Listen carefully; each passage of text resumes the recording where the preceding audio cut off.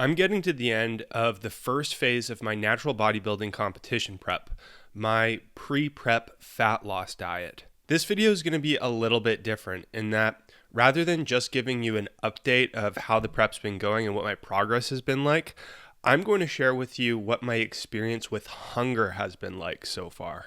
I think and hope this will be particularly helpful for a few reasons. First, I think it will be helpful for not only natural bodybuilders, but everyone who's either interested in doing a serious fat loss diet or who's currently in the midst of one right now.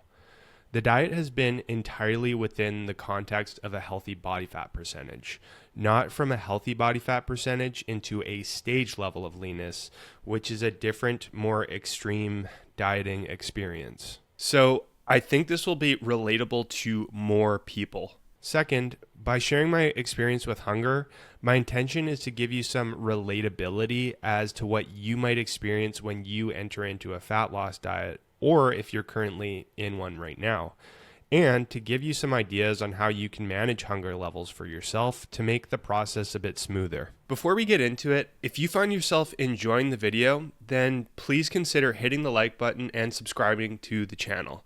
It really helps me out. All right, let's dive in. To start things off, I'll give you some context. At the time this video is released, I will have been dieting for 17 weeks, with 1 week left to go before ending my pre-prep fat loss phase.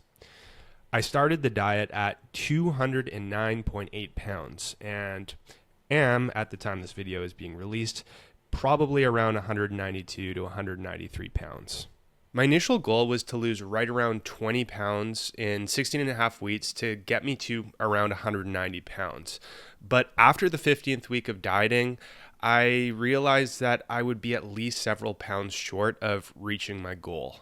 Upon reviewing both my scale weight and visual progress, my coach, Jeff Alberts, suggested that I push my fat loss for a few extra weeks in combination with being a bit more aggressive with my calories to see if we can end the fat loss phase closer to my initial goal of 190 pounds and with slightly tighter looking visuals.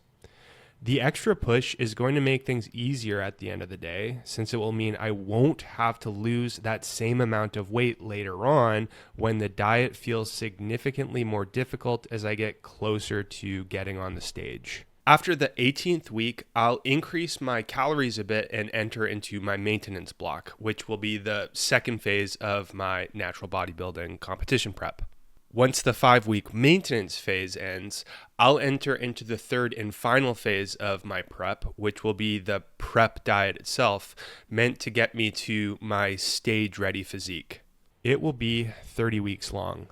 My stage weight is likely going to be around 170 pounds. So if I end my maintenance phase at somewhere around 190 pounds, I'll have 30 weeks to lose around 20 pounds, which means I won't have to do anything overly invasive or aggressive with that amount of time. The first 15 weeks of this pre-prep fat loss phase was relatively easy from a dieting standpoint. I kept my calories unchanged for the first 14 weeks at 6 days at 3,100 calories and one high day at 3,600 calories.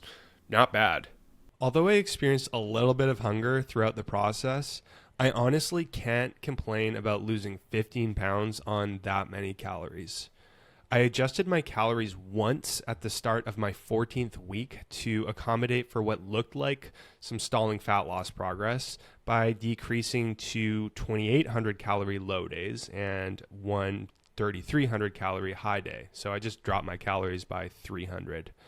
The next week, the 15th week, was when I met up with Jeff. That was the point where he suggested I drop my calories more aggressively and extend my fat loss phase to 18 weeks from 16 and a half weeks. My calories were dropped to 6 low days at 2,300 calories and one high day at 2,800 calories. That might be a lot of calories for a lot of people, but for me, it's definitely on the lower side. And upon dropping to those calories, that's when the hunger has really started to kick in. For the first 14 weeks of the diet, my hunger levels were pretty low. The bulk of the hunger I would experience generally would hit me within a few hours of my dinner in the latter half of the day. It wasn't a huge issue. I eat using my own crafted meal plan, in which I've made sure that each of my meals is as satiating as I could possibly make them, including tons of vegetables and lots of lean, high-quality protein. Eating those very satiating meals in combination with having a diet soda in the mid-afternoon, early evening, made my hunger levels relatively sparse.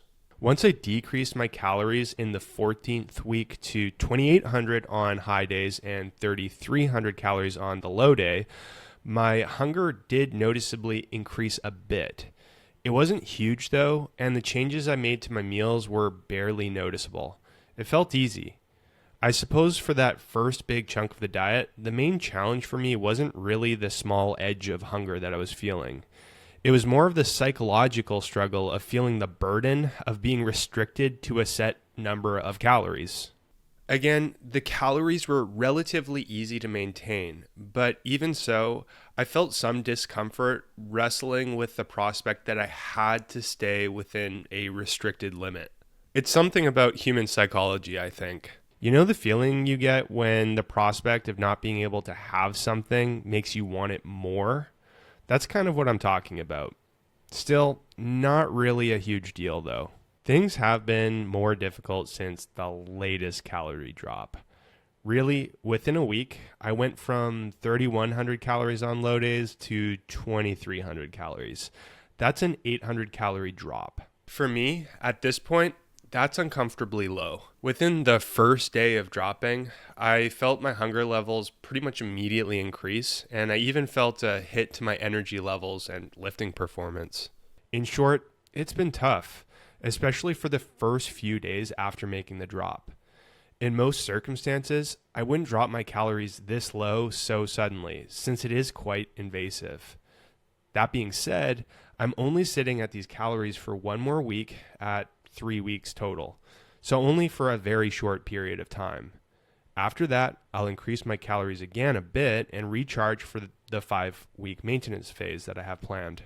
Okay, so how have I been managing the uncomfortably low calories and the hunger that's come with that over the past few weeks? Well, I'm implementing most of the same strategies that I mentioned earlier. I'm following my own meal plan in which I've made each meal as satiating as possible by including large volumes of low-calorie dense foods like vegetables and very lean protein sources like tuna, egg whites, and extra lean ground beef. The calories that I removed came almost entirely from carbohydrate sources, more specifically flour.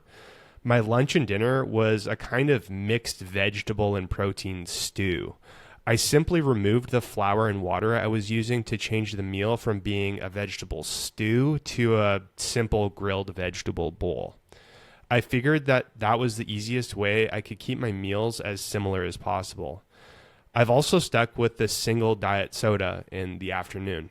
It's been tempting to add in another one, but honestly, I don't want to overdo the fluids, since if I do, that will mean having to take more trips to the bathroom in the evening. And I honestly don't think that the extra diet soda is worth it. Outside of that, here's the biggest strategy I've been implementing for the past few weeks. I'm just embracing the hunger. I'm trying not to fight it. Yeah, it's uncomfortable, but something I've learned is that the more you fight it, the harder it actually gets. I'm ultimately just letting myself experience the feeling and living with it, knowing that it's only temporary. More calories will be back soon, and along with it, more comfortable hunger levels. I'm also seeing these weeks as a bit of practice as I get into the harder part of my prep diet when I get into the end of the year. Practicing the skill of embracing my hunger now might help prepare me to be more ready for when I get closer to the stage. All this to say, truthfully, it's not super easy, and I am struggling with it a bit. But as I mentioned earlier, what's really helping me get through is my goal of being ready for the stage at the end of the prep. That in combination with any potential regret I would feel from spoiling my diet now to not be ready in time. That's all more than enough of a driver for me. Okay, so in sharing all of this, what are some things that are worth taking away from my own dieting experience? I'm just going to list them off here to make it simple. 1, make sure to have a strong goal to help pull you through the tough parts of being hungry without caving. 2, making your meals as satiating as possible is a good idea to minimize excess or unnecessary hunger. I do this by adding tons of vegetables and lots of protein to my meals. 3, drinking 0-calorie beverages can help take the edge off of hunger a bit. 4, embracing hunger actually makes the process easier rather than harder compared to if you were to fight the hunger. And 5, I haven't mentioned this yet, but having a planned end date for your diet is really helpful too. If you see the light at the end of the tunnel, it might make it easier to push through a bit of that extra hunger. Hopefully that all helps you out in your next serious fat loss phase, or helps you out now if you're currently in one. That all being said, what I haven't shared with you much in this video, outside of how I've been managing hunger and what that experience has been like, is how I've been managing my energy levels and training performance throughout the diet thus far, and what kind of changes I've made specifically with my training sessions to accommodate those things. If you'd like me to make a video on that topic for next week, just let me know in the comments. Before closing this video, I wanted to quickly let you know about the work that I do. When I'm not making YouTube videos, recording podcast episodes, or making Instagram content, I work full-time as a one-on-one online physique coach, helping my clients to accomplish their muscle growth and fat loss goals by optimizing their approach to strength training and nutrition and coaching them through the process. I've been doing this work since 2018 and love helping my clients to transform their bodies and ultimately their lives. If you've been considering getting some help with your own physique goals, you're invited to hit the link in the description below where you can learn more about the work that I do and how it can help you. You can even use that link to schedule a free video consultation with me. If you have any questions about my coaching or how I can help you, just email me at sam@jadeathletics.ca. Thanks so much for watching, and I'll see you in the next video.